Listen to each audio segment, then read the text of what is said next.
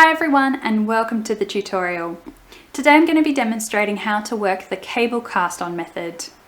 In a previous video I demonstrated how to work this cast on for when you are starting a new piece of knitting. So you need to make a slip knot before you can start casting on. In this example I'd like to show you how to use the cable cast on method when you're working with existing stitches on the needle. So I already have a knitted piece of fabric here. These are all the rows that I've worked, and then I have live stitches on the needle. I now want to create more stitches than what I could comfortably create by working just an increase. So an increase in our knitting can comfortably do, 2, 3, 4 stitches. Let's say I want to create more new stitches than that. That's where it's great to use a cast on, and the cable cast on is a fantastic choice for when you need to cast on stitches in the middle of a knitted piece. It's quite a simple cast on to use. All we're going to do is take our right hand needle tip and insert it knitwise between the two stitches which are closest to the tip of our left hand needle. So that's these two stitches here, and I'm going to go right smack bang between those two stitches with my right hand needle. So don't go through one of the legs of the stitch, that would be a knitted cast on. The cable cast on is that we go between the stitches. We're then going to take our working yarn and wrap it around the right hand needle tip just as if we were working a knit stitch. So we now have a loop on our right hand needle, and this is going to be our newly cast on stitch. We're going to bring that loop through to the front of our work by drawing the right hand needle back through to the front of our work, and then we can see our stitch here that we can now place on our left hand needle tip without twisting it, and then we can pull the yarn so that we get an even tension with our stitch. And there's one new stitch cast on.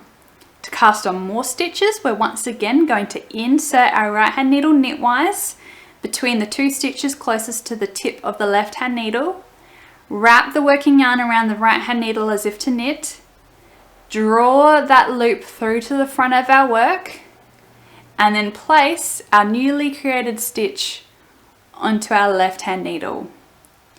Keep going, insert our right hand needle between the two stitches closest to the tip of the left hand needle, and you'll see that that then becomes our cast on stitches. The more stitches we're adding to the left hand needle will push the closest stitches out. So these were the closest stitches before, and our new stitches are now the closest stitches to the tip of the needle. Wrap the working yarn around the right hand needle as if to knit, draw our loop through, and then place the new stitch on the left hand needle. Let's say I need to cast on 5 stitches in total and I've lost track of how many stitches I've cast on. How do I find the first cast on stitch again?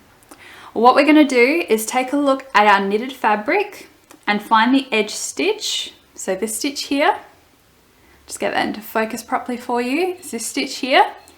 So we follow that stitch all the way up to the live stitches on the needle, and we can see that our edge stitch was this stitch here. So every stitch to the right of it is a cast on stitch, which means that I have 1, 2, 3 stitches cast on. If I want 5 stitches cast on in total, that means I've got 2 more stitches to cast on. Just split my yarn there, so I'm going to do that again. Insert the right hand needle knitwise between the two stitches close to the left hand needle, draw a loop through, place it on the left hand needle tip, insert my needle knitwise. My yarn's getting a little bit splitty, sorry, so we'll just try that one more time. Insert the right hand needle knitwise between those two stitches, wrap the yarn around the needle as if to knit, draw the loop through, and place it on the left hand needle tip. So there's 5 newly cast on stitches, and these stitches are now ready to work just as you would any of your existing stitches. So let's say I'm still working in garter stitch, that means I'm just going to knit across all these stitches. Your pattern might tell you to purl the stitches, you might be working a lace pattern or a cable pattern. Just do what your written pattern is asking you to do to the stitches. But you'll see there that we've been able to create quite a few new stitches, and it's a really nice, neat cast on with quite a firm edge. So that's how to work the cable cast on method. Thank you so much for watching the video. If you enjoyed it, please feel free to give it a thumbs up. And if you haven't already, come and subscribe to our channel. See you next time.